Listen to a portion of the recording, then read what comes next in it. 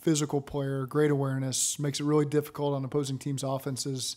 He's going to be a tremendous fit for what we do here on defense. And the thing that you got to respect about Geno is he's been through it all in his career, and he's earned everything he's gotten. And so for this moment here, signing as a free agent, I would imagine is a big moment for him. I'm not going to speak for him. I'll let him speak to that. But he's earned every step in his NFL journey. And so, I know we're going to get the best out of him with where he's at here today. And again, represents all the things that we're about. And so excited for you guys to get a chance to meet Geno like I've gotten to do over the last day. So I'll turn it over here. So how does it feel to the team that, you get this contract that you've always wanted? It comes from your division rival at one point. How does it feel? No, it's crazy. It's definitely a team I never would have thought of at first, but everything happens for a reason. I'm grateful for this opportunity. I'm just gonna try to make the most of it. When did you get the sense that the Bengals were going to be a team that this could be a possibility? I kind of knew early on, just looking at teams that needed safety needs, and for me, it was going to a team that has a great quarterback, great head coach, team I know has a great defense, that plays hard. And this is one of them teams. One of your 7 interceptions with Joe Burrow, a great quarterback.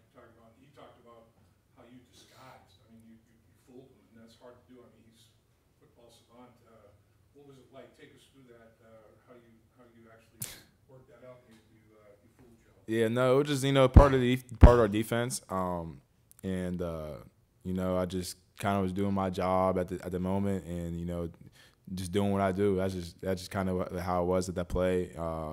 Joe took me to the ball. I was reading his eyes the whole time, and just one made a play on the ball. How much has that play been brought up to you as you've gone through the building over the last hour long? Yeah, I think everyone I talked to so far, I heard it from. They said they're just happy that I'm on this side of the ball, and they keep saying they think Joe's happy too. What do you attribute the fact that you were able to have 7 picks last year? I mean, that's a lot of picks and most you've ever had. What do you think was the reason behind that? I just think it was because of opportunities. It was the most opportunities I had in my career so far. If you look, people always say that this is my breakout year because whatever it is, scheme or whatever it was. But if you go back, my first ever game was a preseason game, my second year. I had 2 picks in the first half, and then when I got more opportunities next year, I had another pick against Big Ben.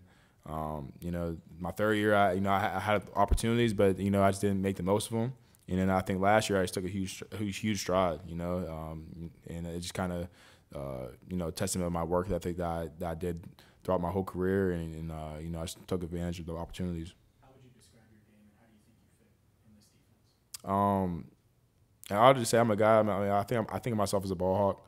I watching their film already. I see myself in this defense really well. I see myself in the post. I see myself down in the box. I see myself doing a bunch of different things, but I see myself fitting this defense really well. Geno, this defense was missing something last year and struggled in ways we haven't seen them struggle in recent years. How much was that a pitch to you to come in here and be a major part of getting things right again? Yeah, the main thing was to come in and be able to be a communicator, eliminate the big plays in the passing game, and be a leader. And that's what I plan on being. That's what I've been trying to do since my whole career. Be a leader. Be a communicator on the field. A defense that's obnoxious is great. Everyone's on the same page. And if you're all wrong, you're all right. So that's the main thing that I want to be is a leader on the field and a leader in the locker room. You mentioned a lot of people had kind of mentioned the pick to you on Joe Burrow. Did Joe Burrow bring it up at all? Has he texted you? Yeah, I talked to him after the game. We played him that week. And then, he was one of the first guys that messaged me. There was a few other guys too. But he was one of the first guys that messaged me and welcomed me to the team. So, yeah. You mentioned your ability to communicate. Everybody talks about your football IQ, how you recognize and then are able to communicate quickly. I mean, is that probably one of your bigger strengths? Obviously, ball hawk, like you say, physically, but you got to get yourself in position mentally, right? Yeah, I think that's probably one of my biggest strengths is me being where I'm supposed to be and knowing ball. It's something I've probably been doing since my whole life, and I've been around ball my whole life. So, me just keep continue learning. That's what I try to do. Because this league, you know, you're gonna win with the mindset. You know, everyone's the same, got the same ability, whatever it is. But you know, if you're smarter than your opponent, you know what they're gonna do. You got to try to you know, outsmart them and be in the right spot, or try to, you know, show a different disguise and then show them one thing and then do another thing. I don't know if it's a trend or just a weird thing this year, but a lot of guys, a lot of free agents have stayed in the division. Is there a significant advantage in moving to a team where you're familiar with all the other rivals that you play twice?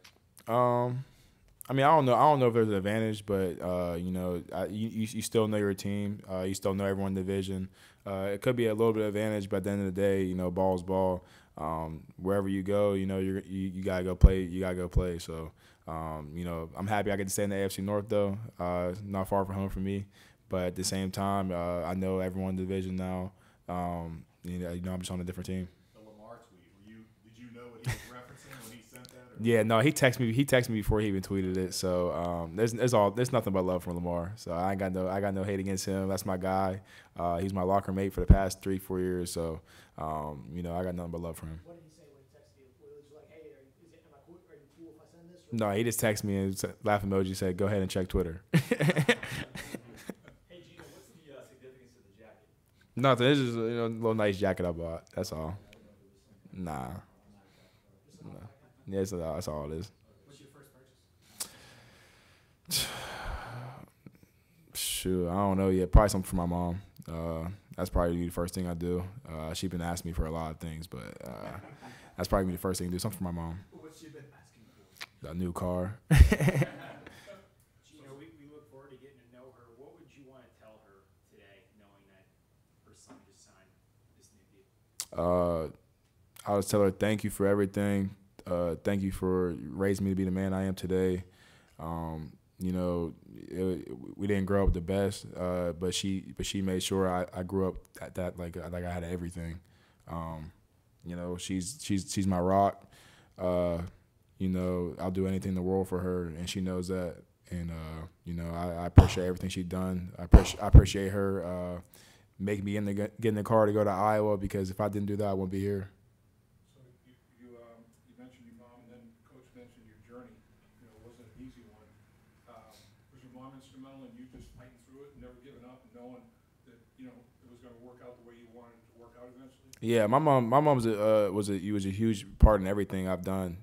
She's always been by my side and never let me quit and do anything like that. So, you know, I give her all the credit. Since you mentioned it, you talked about her making you get in the car and drive to Iowa. What happened there? Because I was committed to Kent State, and I had a late offer from Iowa come in, and you know, back then I didn't even know where Iowa was on the map, and didn't want to go there. At that point, I was just trying to stay closer to home, and you know, they could end up convincing me that they would drive me there because I was saying I wouldn't fly there, and I ended up driving through a blizzard in a storm just for one day to go visit, and you know, it took to the point where she was like, "It's okay if you leave home, like I'll be all right." And then you know, it was kind of one of the moments where we had to sit down and really wait till the last second until signing day, and that's why I you know, committed to Iowa.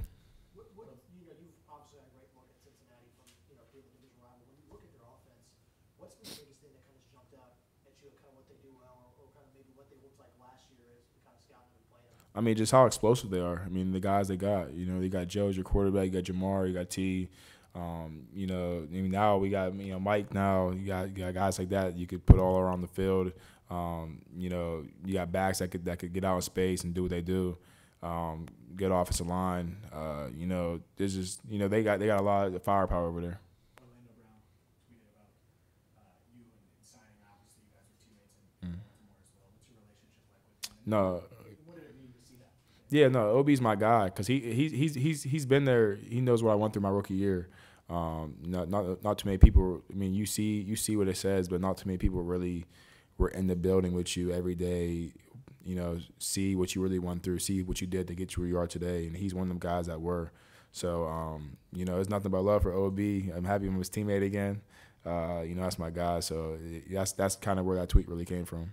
You know, were there times when you're in the NFL you didn't think you'd make it to this spot? I mean, were you saying, like, I don't know if it's going to happen for me? Yeah, I mean, kind of my rookie year. I went through a lot. You know, I got cut twice, and you know, I was on a new team for 5 days, and then I got released again. At that point, it wasn't that I didn't think I could play in the NFL. It was just like I seen how much of a business it really was, and it's a number thing, and I just didn't think I would ever fall apart in anybody's number, and I just continued to work. I had a great mentor throughout my whole career in Baltimore, so I kind of just, kept going, and I'm here where I am today. Who was your mentor? Anthony Levine. What did he? How did he? Help you? How did he get you to that? Yeah, no, he just, he told me his journey.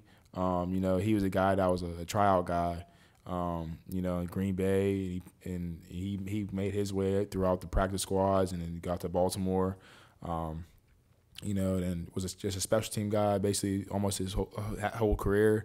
Then started playing, on certain packages and stuff like that. And he told me, do just kind of just not follow him, but I'm gonna learn from him. And he told me to keep doing what you're doing because one day, you're gonna make it. And I told him the other day. I said, bro, you never lied to me because everything you done told me is true.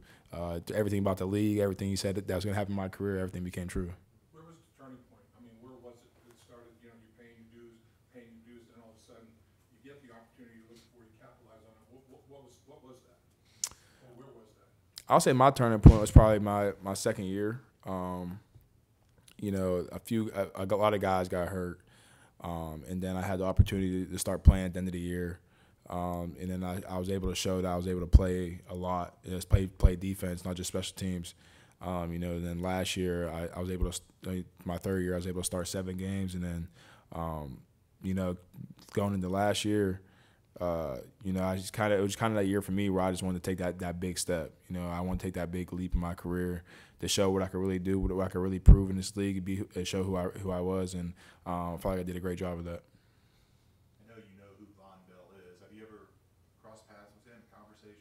Yeah, I first met Vaughn when I was in high school. I went up to Ohio State camp, and I was able to have a conversation with him. He sat down with me because one of my close friends, he just was committed there, and I was able to sit down with Vaughn, talk, and since then, I was able to reach out to him, after the games and when we played them and stuff like that, just tell him, remind them of them situations, and actually was able to meet up with him in Miami the past few years, where he'd be training at and stuff like that. I didn't get to train with him, but I met him out a few times through a guy that we both know, and actually was texting him last night, and then I found out about the news this morning, so I was pretty happy about it. How important is to have a relationship with a guy that you're going to be playing next to, especially at that position? Yeah, no, it means a lot. You're going to need a connection back there because you got to be on the same page. You got to make sure everyone's on the right page with you back there, especially the whole defense. So, be able to have that conversation back and forth, be able to sit down, watch film together, whatever it may be. You need that relationship. Did Vaughn seem like an old soul back then when you met him? I don't know. A little bit. I could tell. He was older than me, so I would say so. Where do you train? Do you train down there, or? I usually do, but right now I'm back home, Pennsylvania. But you usually train in Miami? Yeah, I usually train out in Miami. Conversations with Lou Anarumo, the defensive coaches, and you're a guy that studies all kinds of tape. Looking at what the Bengals do defensively, did you say this is a perfect fit for me right now? Oh yeah, definitely. Just because I remember watching film on Vaughn and Jesse and seeing how they were, and I just see myself, in that role, in that situation, the same way they were, So that's kind of how it is. I was already watching a little bit of film, and I just see myself right in this defense and around the guys. It's gonna be different for me, probably, but it's gonna be something I learn, and I'll learn it though.